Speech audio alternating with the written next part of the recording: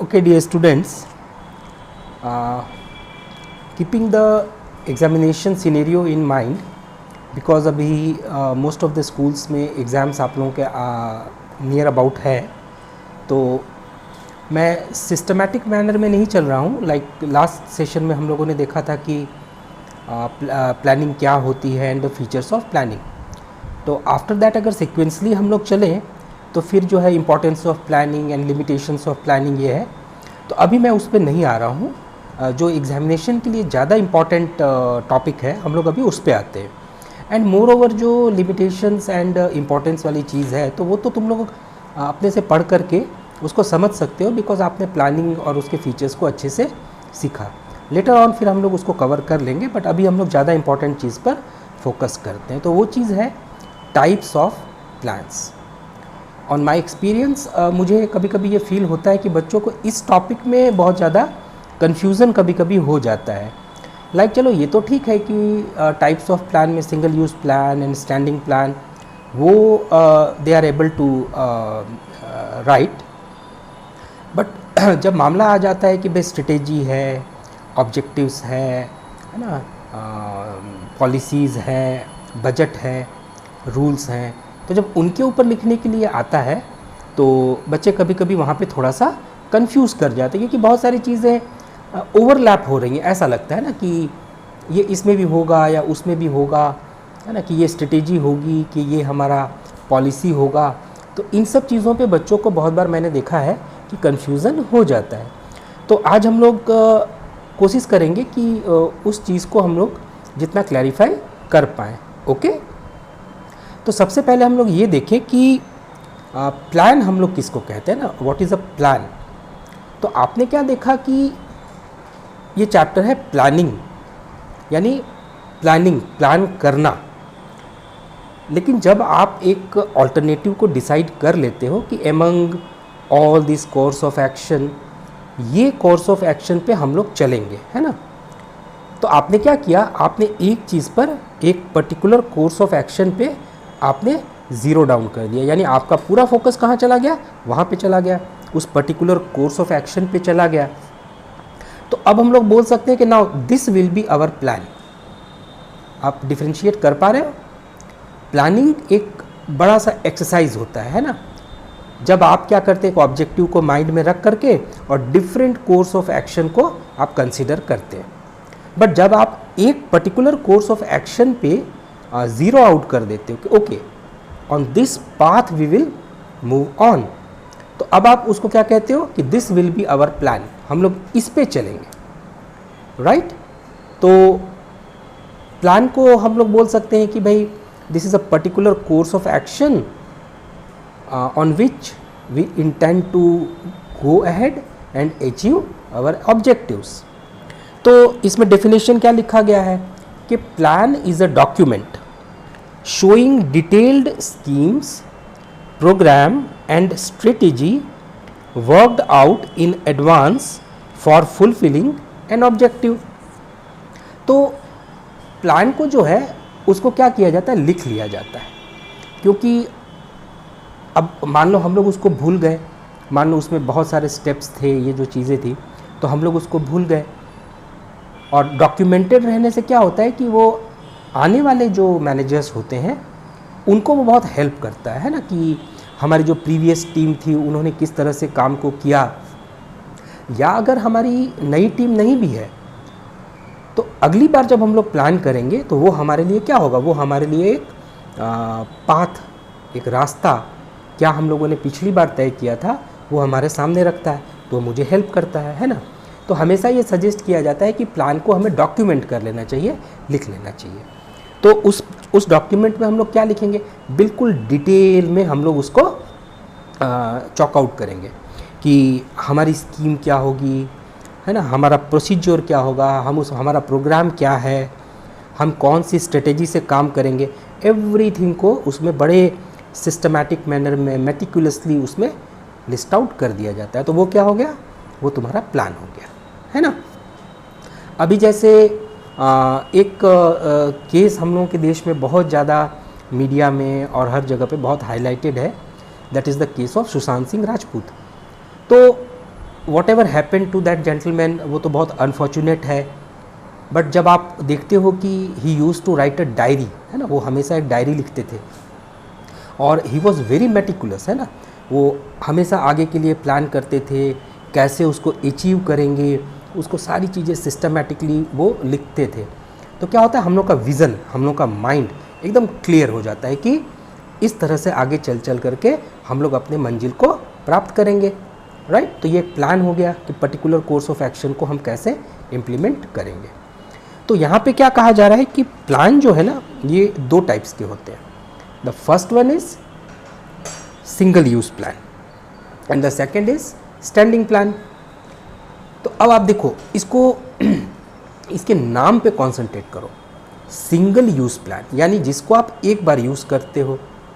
जैसे single use का अगर हम लोग एग्जांपल तुमको बोले तो मान लो कि आप कोई एक मार्केट से एक पेन लेते हो, तो वो पेन जो है, आजकल वो पेन आती है ना कि आपने लिखा और उसकी इंक ख़त्म हो गई, उसके बाद आपने उस पेन को डिस्पोज ऑफ कर दिया, तो वो सिंगल यूज़ पेन हो गई।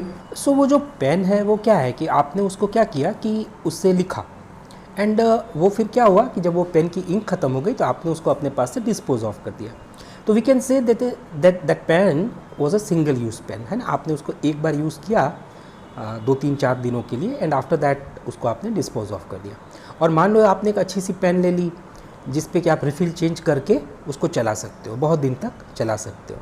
तो लाइक एक एग्जांपल मैंने लिया कि सिंगल यूज़ का मतलब जो नन रेकरिंग नेचर का होता है। नन रेकरिंग मतलब जो बार बार यूज़ नहीं होगा, है ना। आपने उसको सिचुएशन के हिसाब से कुछ समय के लिए बनाया और जब वो ऑब्जेक्टिव आपका अचीव हो गया तो that plan will change for other activity, right. तो ये सिंगल यूज़ प्लान क्या हो गया, this is a non recurring plan. Non recurring plan मतलब वही प्लान बार बार यूज़ नहीं होगा, राइट। तो देखो इसमें क्या लिखा गया है, single use plan is one time plan, एक बार के लिए, है ना, one time plan which is specifically designed to achieve a particular goal. एक पर्टिकुलर गोल को प्राप्त करने के लिए हमने उस प्लान को बनाया और जैसे ही वो ऑब्जेक्टिव अचीव हो गया तो वो प्लान फिर मैंने उसको छोड़ दिया, राइट। फिर मैं दूसरा प्लान कर रहा हूँ दूसरे ऑब्जेक्टिव को प्राप्त करने के लिए। तो सिंगल यूज प्लान का एग्जाम्पल क्या हो सकता है, लाइक अ बजट। जब तुम इसको देखते हो ना आगे की अलग अलग जो चीज़ें हैं वो किस तरह के प्लान में कैटेगराइज होती हैं, तो उसमें जो बजट है, budget is an example of single use plan, okay. और क्या एग्जाम्पल्स हो सकते हैं सिंगल यूज प्लान के, प्रोग्राम्स, प्रोजेक्ट्स, है ना, ये सारे सिंगल यूज प्लान की कैटेगरी में आते हैं। बजट्स, प्रोग्राम्स, प्रोजेक्ट, ये सिंगल यूज़ प्लान में होते हैं। अब देखो हम लोगों ने बजट को जैसे सिंगल यूज़ प्लान क्यों बोला, जैसे बजट हम लोग हमेशा क्या बनाते हैं, फ्यूचर के लिए बनाते हैं ना, कि आने वाले दिनों में हम लोग अपने चीज़ों को कैसे बजट आउट करेंगे। मान लो कि आप देखते हो कि अब जो कमिंग ईयर है मेरा, तो उसमें मेरा सेल्स एंड प्रमोशन बजट क्या होगा, हम लोग क्या बोल रहे हैं, क्या होगा। तो आप फ्यूचर के लिए प्लान कर रहे हो कि हम लोग एडवर्टीजमेंट पे इतना खर्च करेंगे, फ्री सैम्पल्स के रूप में इतना देंगे, अगर कोई हम लोग सेलिब्रिटी को लाते हैं तो उनके लिए हम लोगों का क्या बजट होगा। तो वो फ्यूचर के लिए हो गया बजट, एंड उस पर्टिकुलर इवेंट के लिए आपने एक बजट बनाया। अब मान लो कि जब आप second time sales and promotion का बजट बना रहे हो फॉर द नेक्स्ट ईयर, तो पुराना बजट उसमें कैसे काम आएगा, क्योंकि लास्ट ईयर जो मार्केट रेट्स थी वो कुछ अलग हो सकती हैं, उसके बाद वाले वर्ष में कुछ अलग रेट्स हो सकती हैं। तो सेम जो बजट है आपका पिछले साल का, वो बजट नेक्स्ट ईयर में एज इट इज़ तो आप यूज़ नहीं कर सकते हैं ना। तो इसीलिए क्या हो गया कि बजट एक सिंगल यूज़ प्लान है, उस पर्टिकुलर इवेंट के लिए, उस पर्टिकुलर टाइम के लिए उसको बनाया गया, एंड आफ्टर दैट फिर नया बजट। ऑफ कोर्स वो जो पुराना बजट है वो आपकी नई बजट के लिए, नए प्लान के लिए एक बेस का काम कर सकता है, बट एज इट इज़ वो यूज़ हो जाएगा, वैसा नहीं होता है। उसी तरह से मान लो कि हम लोग बोलते हैं प्रोग्राम, तो प्रोग्राम वो जो है वो भी एक सिंगल यूज़ प्लान है। जैसे आपने क्या एक प्रोग्राम किया कि हम लोग ट्रेनिंग प्रोग्राम रखेंगे, एम्प्लॉइज़ का ट्रेनिंग प्रोग्राम रखेंगे। तो उस वक्त जो एम्प्लॉइज़ हैं, जिस वक्त जिस टाइप की उनको ट्रेनिंग देनी है, तो उसके लिए आपने एक प्रोग्राम बना लिया। अब वही प्रोग्राम मेरा नेक्स्ट बार भी काम आ जाएगा, ऐसा तो नहीं है, है ना। तो program is also an example of single use plan, right. तो आपको थोड़ा सा यहाँ मैटर क्लियर हुआ ना। बाकी चीज़ें हम लोग देख लें कि सिंगल यूज़ प्लान के फीचर्स, उसको आप कैसे पहचानेंगे, उसके कैरेक्टरिस्टिक्स। तो इसमें लिखा हुआ है कि single use plans are made for handling non recurring problems, that is they cannot be used again and again. ये मैंने आपको पहले बताया ना कि ये नॉन रिकरिंग नेचर का होता है, बार बार। नॉन रिकरिंग, रिकरिंग मतलब होता है बार बार, और नॉन रिकरिंग मतलब होता है जो बार बार नहीं होगा, right. The length of a single use plan differs depending on the type of the project. It may span a week or a month. A project may sometimes be only for one day, such as organizing an event or a seminar or a conference. तो single use plan जो होते हैं उसको आप कैसे बोल सकते हैं कि वो अलग अलग टाइम स्पैन के लिए हो सकता है, अलग अलग ऑब्जेक्टिव्स के लिए हो सकता है। जैसे मान लो कि आप एक प्रोजेक्ट किसी को आपने दिया, तो वो project suppose on the development of a new product, उसके ऊपर आपको एक प्रोजेक्ट बनाना है। तो मान लो कि कहा कि ये प्रोजेक्ट आपको 1 महीने में सबमिट कर देना है, तो बस हो गया काम। वो आपने 1 महीने में प्रोजेक्ट सबमिट हो गया, वो काम ख़त्म, है ना। फिर जैसे मान लो कि कभी कभी होता है कि अब एक सेमिनार अरेंज करना है, तो उस सेमिनार के लिए हम लोगों ने एक प्लान बनाया, वो सेमिनार ख़त्म, वो प्लान ख़त्म, राइट। उसी तरह से this plan include budgets, programs and projects. तो सिंगल यूज़ प्लान के अगर आपको एग्जाम्पल पूछे गए तो आप कहोगे budget is an example of a single use plan, programs are an example of single use plan. कभी कभी तुम लोगों को इस तरह से भी क्वेश्चन आता है कि वो एक लाइन लिख देंगे लाइक 18 ईयर्स से कम के बच्चों को, लड़कों को कंपनी में हम लोग एम्प्लॉयमेंट नहीं देंगे। यानी कंपनी में एम्प्लॉयमेंट पाने के लिए आपकी एज मिनिमम 18 ईयर्स की होनी चाहिए। तो कहेंगे कि ये किस टाइप के प्लान में आता है, स्टैंडिंग प्लान है कि सिंगल यूज़ प्लान है। अगर स्टैंडिंग प्लान है तो ये उसकी किस कैटेगरी में आता है, तो आप उसको कहोगे कि ये रूल्स में आता है, ये स्टैंडिंग प्लान है। तो लाइक दैट इस तरह के भी क्वेश्चंस आप लोगों को कभी कभी आते हैं, right. They are also known as specific plans as they are formulated to fit the specific situations. तो सिंगल यूज़ प्लान को हम लोग स्पेसिफिक प्लान्स भी कह के बुलाते हैं। वो उस पर्टिकुलर, उस स्पेसिफिक इवेंट के लिए उस प्लान को बनाया गया, राइट। तो अब आप लोग सिंगल यूज़ प्लान के बारे में लिख सकते हो ना, और किताब को भी एक बार अपनी पढ़ लोगे तो you will get more clear idea about it, right. तो अब हम लोग आते हैं स्टैंडिंग प्लान के ऊपर। तो आप याद करो कि हम लोग जब 11th में BRS बनाते थे, बैंक रिकन्सिलिएशन स्टेटमेंट बनाते थे, तो उसमें एक ट्रांजेक्शन दिया जाता था कि the bank deducted rupees this much as standing instructions. याद आ रहा है, स्टैंडिंग इंस्ट्रक्शंस, ये BRS में आता था ना। तो वहाँ पे हम लोगों ने क्या समझा था कि स्टैंडिंग इंस्ट्रक्शंस का मतलब क्या है कि जो कस्टमर ऑफ द बैंक है, उन्होंने बैंक को एक इंस्ट्रक्शन दे दिया कि मेरा जो बच्चे की स्कूल की फ़ीस है उसको एवरी मंथ मेरे अकाउंट से आप डेबिट करके ट्रांसफ़र कर दिया करो बच्चे की स्कूल में। तो वो जो इंस्ट्रक्शन है वो स्टैंड करता था, मतलब बैंक उसको हमेशा एक्टिवेट करते रहती थी। एक बार आपने इंस्ट्रक्शन दे दिया और फिर बैंक उसके ऊपर बार बार एक्टिवेट करती थी, एक्ट करती थी। यानी वो इंस्ट्रक्शन स्टैंड करता था, खड़ा रहता था।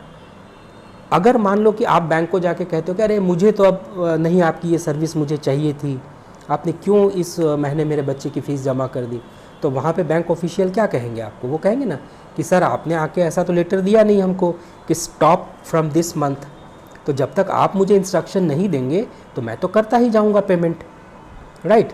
तो स्टैंडिंग प्लान का मतलब अब आपको थोड़ा सा यहाँ से आइडिया लग रहा है ना कि स्टैंडिंग प्लान क्या चीज़ हो सकती है। स्टैंडिंग प्लान वो प्लान होता है जो लंबे समय के लिए बनाया जाता है और वो स्टैंड करता है एज इट इज़। जैसे सिंगल यूज़ प्लान एक ऑब्जेक्टिव के लिए बना, वो ऑब्जेक्टिव पूरा, वो प्लान का काम ख़त्म। लेकिन स्टैंडिंग प्लान के साथ ऐसा नहीं होता। स्टैंडिंग प्लान एक बार बन गया, अब वो चलता रहेगा चलता रहेगा चलता रहेगा चलता रहेगा। हाँ, ये हो सकता है कि समय के हिसाब से हम लोग उसमें कुछ मॉडिफिकेशंस कर सकते हैं, उसमें बदलाव कर सकते हैं, और वो करना भी चाहिए क्योंकि परिस्थितियाँ हमेशा एक जैसी नहीं रहती है। बट उसका जो बेसिक प्रीमाइस होता है, उसका जो बेसिक स्ट्रक्चर होता है, वो वैसा ही रहता है। थोड़ा बहुत उसमें चेंज करके उसको अगेन यूज़ में लाया जाता है। तो स्टैंडिंग प्लान के एग्जाम्पल्स जैसे क्या हो जाएंगे, प्रोसीड्योर्स, रूल्स, स्ट्रेटेजी, ये सारी चीज़ें जो है, मेथड्स, तो ये सारी चीज़ें क्या है, ये सब स्टैंडिंग प्लान के एग्जाम्पल है, राइट। तो चलो हम लोग थोड़ा सा और समझें कि स्टैंडिंग प्लान को इन्होंने और क्या इसके फीचर्स बताए हैं। पहले डेफिनेशन है ना, a standing plan is one which is used for activities that occur regularly over a period of time। यानी स्टैंडिंग प्लान वो प्लान होता है जिसको हम लोग यूज़ करेंगे उन वर्क के लिए, उन एक्टिविटीज़ के लिए जो बार बार होते रहती हैं एक समय के अंतर्गत। यानी एक साल में बहुत बार वो चीज़ें हुई, आने वाले वर्षों में भी वो चीज़ें बहुत बार हुई, है ना। जैसे रिक्रूटमेंट, तो रिक्रूटमेंट तो मान लो कि कंपनी बार बार करते रहती है ना। तो उसके लिए मेरा प्लान क्या होगा, यानी whenever we will be recruiting an employee, तो हम किस प्लान को फॉलो करेंगे, है ना। या फिर जैसे कि मान लो हम लोग किसी नए प्रोडक्ट को जब हम लोग ऑर्डर करेंगे, नए प्रोडक्ट को ख़रीदने के लिए हम लोग आगे बढ़ेंगे, तो what will be our plan, हम लोग किस प्लान के तहत उस चीज़ को डिसाइड करेंगे कि कौन से प्रोडक्ट को हम लोग बाई करेंगे, कौन से प्रोडक्ट को हम लोग बाई नहीं करेंगे, उसके लिए हम लोगों का क्या प्लान होगा। तो ये सारे क्या, ये सब स्टैंडिंग प्लान है ना। वो बार बार वो काम आते रहते हैं, यानी उस प्लान में आपने जो लिखा उसको हम लोग बार बार रेफ़र करेंगे और उसी पे हम लोग चल करके अपने ऑब्जेक्टिव को अचीव करेंगे, right. Standing plan is designed to ensure that internal operations of an organisation run smoothly. Such a plan greatly enhances efficiency in routine decision making. तो स्टैंडिंग प्लान को क्यों डिज़ाइन किया जाता है कि जो कंपनी के, ऑर्गेनाइजेशन के जो इंटरनल ऑपरेशंस हैं, है ना, आंतरिक जो वो काम काज करते हैं, उसको स्मूथली हम लोग कर पाएँ, इसीलिए स्टैंडिंग प्लान को डिज़ाइन किया जाता है। और ये प्लान जब बने हुए रहते हैं तो उस पे जो चलने वाले मैनेजर्स हैं, जिनको ये काम करना है, उनके लिए बड़ा आसान हो जाता है कि बस ये स्टेप्स को हम लोगों ने फॉलो किया और हमने अपने टारगेट को अचीव कर लिया, है ना। अगर वो नहीं रहेगा तो एवरी टाइम फिर वो सोचेंगे, अरे क्या करना था, यहाँ पे वो स्टेप करना था, यहाँ पे वो स्टेप करना था, कभी कोई स्टेप स्किप हो गया, है ना। तो ये सारी फिर जो इनसिक्योरिटीज़ होती हैं, जो लैप्सेस होते हैं, तो उनको हम लोग चेकआउट कर सकते हैं अगर स्टैंडिंग प्लान मेरे पास हो। It is a plan that is developed once but it is modified from time to time to meet business needs as required। इसको एक बार हम लोग डेवलप कर लेते हैं और उसके बाद हम लोग उस पर चलते रहते हैं। फिर कभी बीच में ज़रूरत महसूस हुई तो उसमें हम लोगों ने थोड़ा बहुत मॉडिफिकेशन कर लिया, फिर वो हम एक्टिवेट कर लिए, फिर उस पर अपने एक्शंस को लेने लग गए, है ना। Standing plan includes policies, procedures, methods, rules. तो ये सारी चीज़ें क्या हो गई, ये सब स्टैंडिंग प्लान के एग्जाम्पल है। अब तुम लोग को मैटर थोड़ा सा क्लियर हो रहा है ना, कि जैसे बजट, प्रोग्राम्स, प्रोजेक्ट, तो ये क्या हो गया, सिंगल यूज़ प्लान। और स्टैंडिंग प्लान के एग्जाम्पल्स में क्या क्या हो गया, पॉलिसीज़, प्रोसीड्योर्स, मेथड्स, रूल्स, ये सब क्या हो गए, स्टैंडिंग प्लान के एग्जाम्पल हो गए। अब जैसे पॉलिसीज़ को हम लोग बाद में, तो हम लोग जब अपने नेक्स्ट क्लास को करेंगे तो हम लोग इन्हीं पे ज़्यादा फोकस करेंगे, है ना, कि पॉलिसी क्या होती है, प्रोसीड्योर्स क्या होता है, मेथड्स क्या होता है, रूल्स क्या होता है, उनमें डिफरेंसेस क्या होते हैं, ये सब चीज़ें। बट आज जैसे मैं तुमको बताऊं कि पॉलिसी में हम लोग जैसे किस एक्टिविटी को रख सकते हैं। जैसे मान लो कंपनी ने एक पॉलिसी बनाई कि we will not recruit any such candidate who has not attend 18 years of age. तो ये कंपनी की पॉलिसी का पार्ट हो गया, है ना, ये इसको हम लोग पॉलिसी कहेंगे। अब जैसे प्रोसीज्योर में क्या आ सकता है कि what will be our procedure to buy a new product, है ना, तो इसको हम लोग प्रोसीज्योर बोलेंगे। मेथड किसको बोलेंगे, कि जॉब ट्रेनिंग मेथड, यानी हम लोग जब भी कोई नया एम्प्लॉई आएगा तो उसको ऑन द फील्ड जाने के पहले हम लोग उसकी 15 डेज़ का एक ट्रेनिंग प्रोग्राम करेंगे, है ना। तो वो उसको हम लोग क्या बोलते हैं, जॉब ट्रेनिंग प्रोग्राम। तो हर कंपनी का अपना अपना एक जॉब ट्रेनिंग प्रोग्राम होता है कि जब आप ऑन द फील्ड एक्चुअली काम पे उतरेंगे तो रिक्रूटमेंट होने के बाद तो बीच में आपको 10 डेज़ 15 डेज़ का एक ट्रेनिंग प्रोग्राम करना है, ताकि आप कंपनी की सारी चीज़ों को समझ जाएं, कैसे काम करना है क्या नहीं करना है, तो वो आपको वहाँ पे समझा दिया जाएगा, आपको कैसे एक्ट करना है वो आपको वहाँ पे ट्रेनिंग दी जाएगी। तो इसको हम लोग जॉब ट्रेनिंग प्रोग्राम कहते हैं ना, प्रोसीजर ये चीज़ है, मेथड है। उसके बाद रूल्स। तो रूल्स जो होते हैं ना, रूल्स बेसिकली कंपनी में डिसिप्लिन को मेंटेन करने के लिए ज़्यादातर रूल्स को बनाया जाता है। जैसे मान लो कोई कंपनी एक रूल बनाती है कि ऑफिस प्रीमिसेस, है ना, ऑफिस के अंदर कोई भी स्मोकिंग नहीं करेगा, कोई भी अल्कोहल अगर कंज्यूम करेगा तो वो बियॉन्ड रूल्स होगा, उसको पेनल्टी लगेगी, उसको फाइन लगेगा, है ना। तो ये रूल्स की कैटेगरी में आता है ना। तो रूल्स में जैसे क्या हो गया, ये ज़्यादातर डिसिप्लिन के लिए मेंटेन किया जाता है, राइट। तो कुछ पिक्चर क्लियर हो रहा है ना आप लोगों को, ओके।